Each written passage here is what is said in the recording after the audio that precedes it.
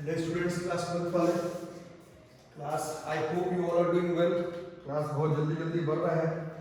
अच्छा, कुछ क्लास शुरू होने से पहले कुछ अनाउंसमेंट कर दिया जाए, मतलब ऑफिशियल जो अनाउंसमेंट है एचआरडीए गवर्नमेंट ने जो अनाउंस किया वो आप लोगों ने पढ़ा होगा पेपर में। मोस्ट प्रोबेबली आप लोगों का सिलेबस जो है वो 12th क्लास बोर्ड के लिए भी और इस साल जो लोग अपीयर करेंगे मेंस में, एडवांस में और नीट में, उसमें सिलेबस जो है वो चेंज होगा मोस्ट प्रोबेबली।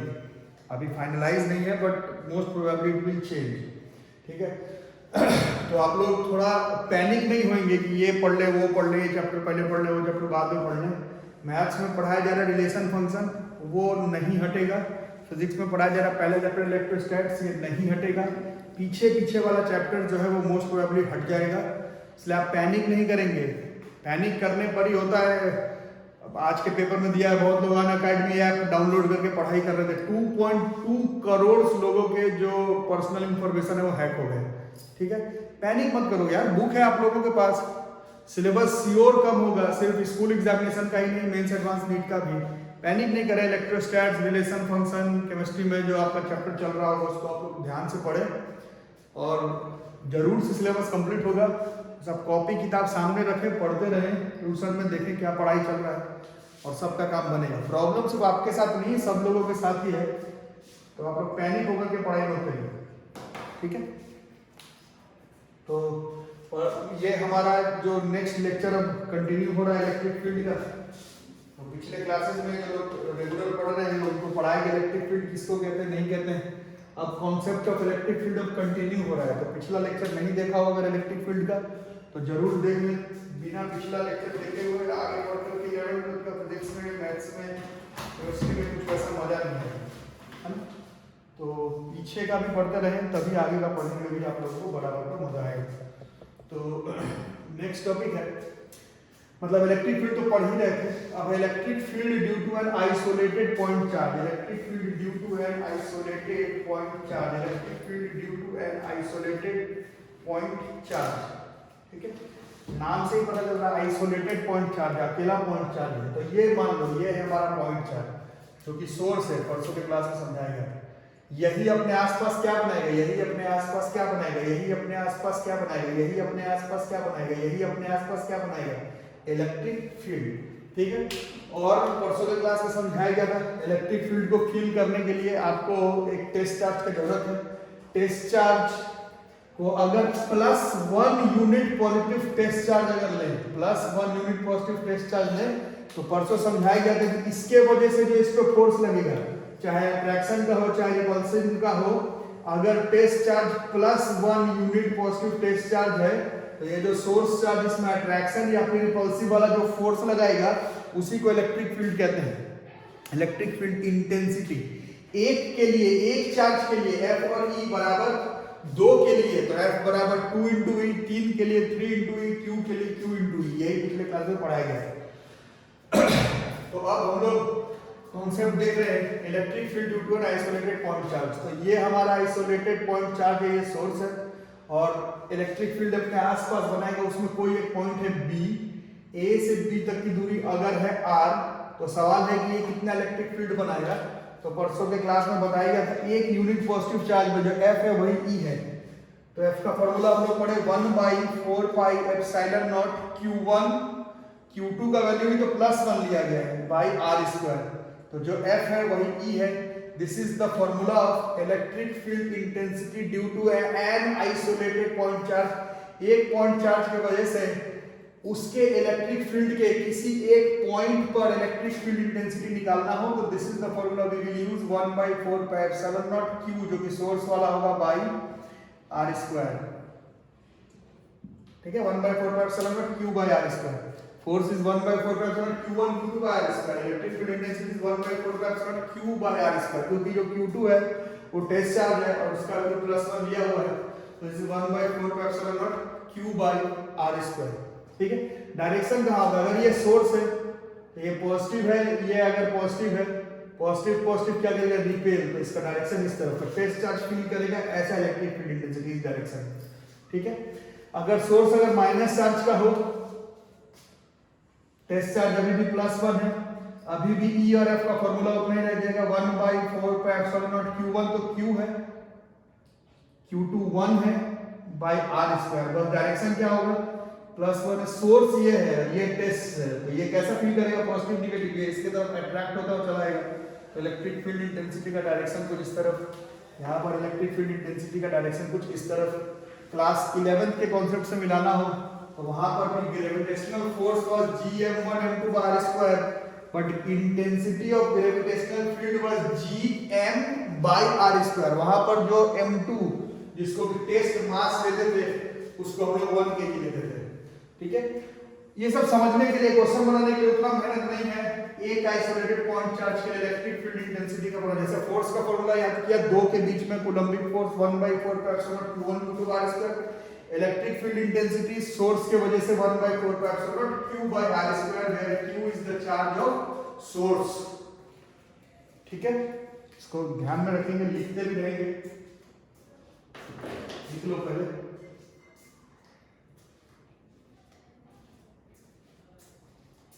तो ये है N isolated point charge. Isolated है सिस्टम, अकेला वो चार्ज, बाहर से कोई दूसरा तीसरा चौथा फोर्स उस पर कहीं से एक्ट नहीं करना चाहिए।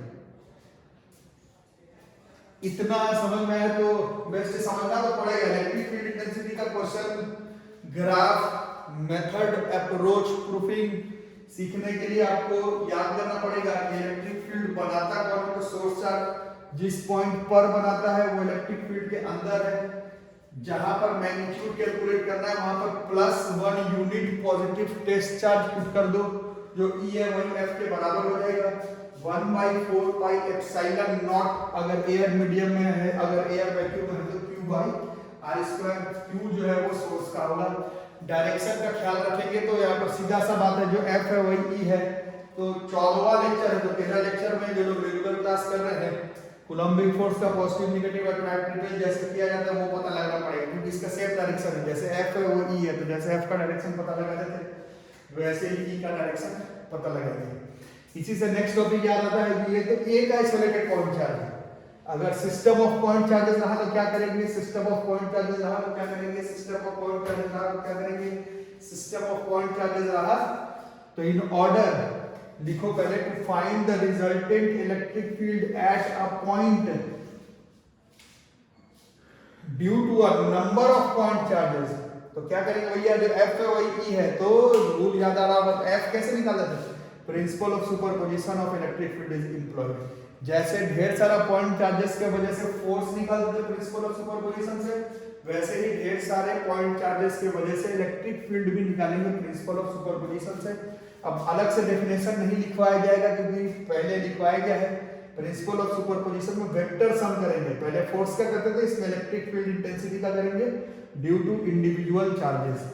ठीक है, तो एक के वजह से 1/4 pi epsilon q by r square, बहुत सारे की वजह से तो बहुत सारे का E1 E2 E3 E4 E5 निकालेंगे, डायरेक्शन देखेंगे, बाद में सबका वेक्टर सम कर देंगे। और प्रिंसिपल ऑफ सुपरपोजिशन में पता है जब E1 निकाल रहे हो तो उस समय E2 E3 को नहीं कंसीडर करते थे, पहले E1 अलग से निकाल लेंगे उस पॉइंट पर, E2 E3 E4 E5, फिर सबका वेक्टर सम कर देंगे। क्वेश्चन में समझ आ जाएगा। ये सब अलग से आपको पहले मेक श्योर करना है कि आपको आना चाहिए। तो जैसे electric field due to an isolated point charge, electric field due to system of point charges, numerical concept, graph, proofing, scientific approach कैसा है वो अभी हम लोग धीरे धीरे सीखेंगे। ठीक है, इसको लिख लो, लिखने के बाद देखो क्वेश्चन करके।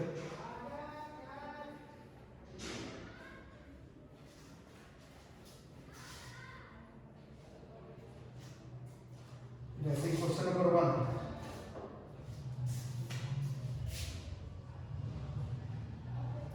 लिखो 2 पॉइंट चार्जेस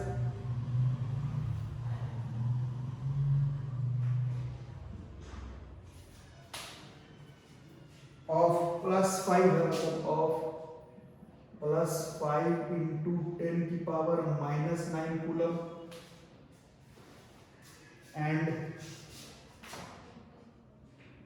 +20 into 10 की power -19 coulomb are separated by a distance of 2 meters.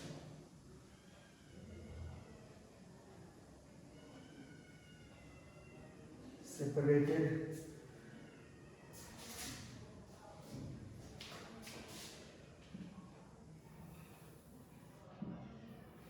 लिखते रहो by a distance of 2 meters. Full stop.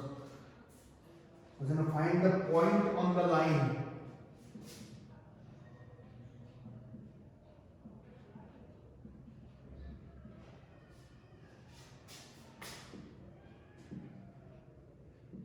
Joining two charges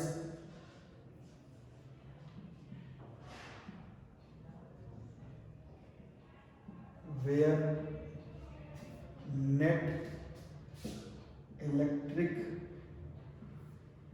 field intensity is 0.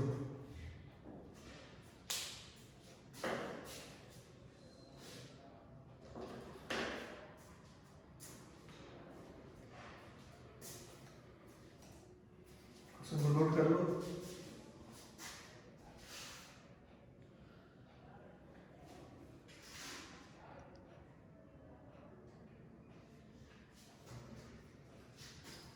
इसको अपन सॉल्व कर लेते हैं।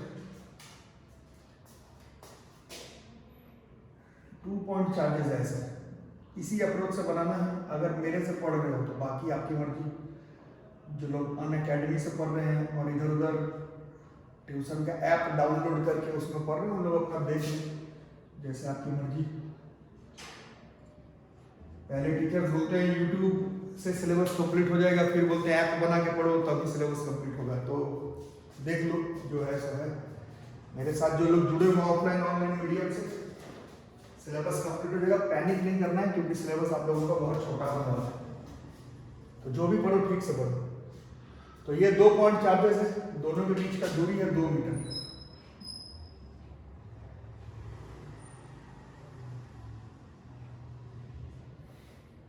ठीक है, अब find the point on the line. कहीं पर एक पॉइंट ले लेते हैं, ठीक है, जहां पर बोल रहा है नेट इलेक्ट्रिक फील्ड इंटेंसिटी 0 होगा। किस पॉइंट पर होगा पता नहीं। तो ये डिस्टेंस अगर x,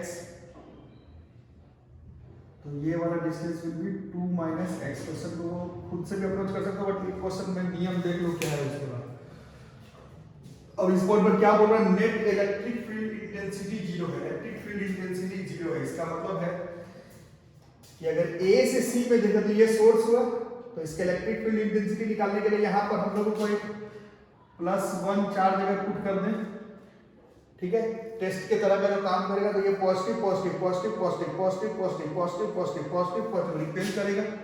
E का डायरेक्शन कुछ इस तरफ होगा, इसका नाम EA मान लेते हैं। उसी तरह से ये positive positive positive positive positive positive positive positive repel करेगा, तो इसका डायरेक्शन कुछ इस तरफ आएगा, इसका नाम हो जाएगा EB। और इलेक्ट्रिक फील्ड इंटेंसिटी कल के क्लास में बताया गया वेक्टर क्वांटिटी है। वेक्टर का 0 का मतलब डायरेक्शन ऑपोजिट जो भी दिख रहा है, क्या सेम होना चाहिए, मैग्नीट्यूड सेम अगर हो जाए और डायरेक्शन अलग हो जाए वेक्टर में, उसका नेट जो है वो 0 हो जाएगा। तो ये कितना होगा, अभी ये 1 पॉइंट चार्ज है, 1 point charge isolated point charge. कई का फॉर्मूला आपको बताया गया 1/4 k q। q is 5 into 10 की power -9 by this is x का स्क्वायर। इधर से फिर से ये इसके लिए इसके लिए इसके लिए इसके लिए इसके लिए इसके लिए इसके लिए ये आइसोलेटेड पॉइंट चार्ज है k 20 into 10 की पावर -9 1/4 का q by r square. r है इसका 2 minus x का स्क्वायर। तो विल कैलकुलेट k 10 की पावर 9 10 की पावर 9 ये 4 बार में कट गया, ठीक है। So this is square rooting both side, so we will get 1/x equal to 2/2 minus x। This 2 minus x बराबर 2x, 3x बराबर 2, x बराबर 2/3 मीटर्स फ्रॉम a, और 2 मीटर का था, 2 में से 2/3 लिया तो कितना बचेगा, 4/3 मीटर फ्रॉम b। ये वो पॉइंट है यहाँ पर नेट इलेक्ट्रिक फील्ड इंटेंसिटी का वैल्यू जो है 0 आ जाएगा। इसको नोट कर लो।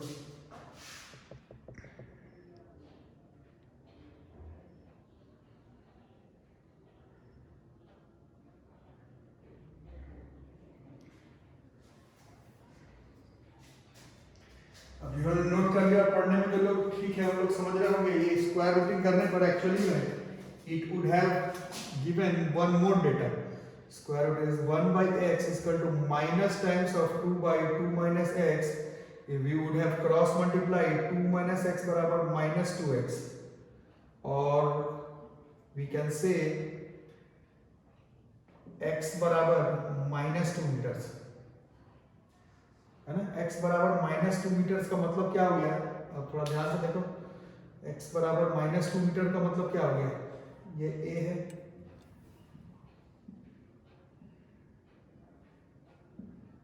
ये b है। ये अगर यहां से लिया आपने 2 मीटर तो माइनस 2 कहीं यहां पर होगा, c पॉइंट। अरे समझ में तो अच्छे से देखो, नहीं समझोगे तो दिक्कत होगा। तो ये वाला चार्ज प्लस में था, बी वाला भी प्लस में था, और निकालने का तरीका यहाँ पर +1 टेस्ट चार्ज पुट करेंगे तो ये पॉजिटिव पॉजिटिव रिपेल कर जाता है, इसका डायरेक्शन इस तरफ, और ये पॉजिटिव पॉजिटिव भी रिपेल कर जाता है, इसका डायरेक्शन भी इस तरफ। तो ये और ई भी दोनों का डायरेक्शन एक ही तरफ आ रहा है। दोनों का डायरेक्शन अगर एक तरफ हो जाए और ये वेक्टर क्वांटिटी है, दोनों का डायरेक्शन अगर एक तरफ हो जाए तो net E electric field intensity can not be 0, क्योंकि दोनों ही केस में जो ई है वो सेम डायरेक्शन में लग रहा है, और वेक्टर क्वांटिटी अगर सेम डायरेक्शन में लग रहा हो और मैग्नीट्यूड भी फलाना हो तो उसका वैल्यू 0 नहीं हो पाएगा। तो मैथमेटिकली तो x का 2 आंसर पॉसिबल हो जा रहा है, 2/3 भी और -2 मीटर भी, बट फिजिकली अगर सोचे तो -2 मीटर जो है दिस इज नॉट पॉसिबल। एक ही आंसर मिला इस क्वेश्चन का, x बराबर 2/3 मीटर फ्रॉम ए। लिखो जल्दी जल्दी।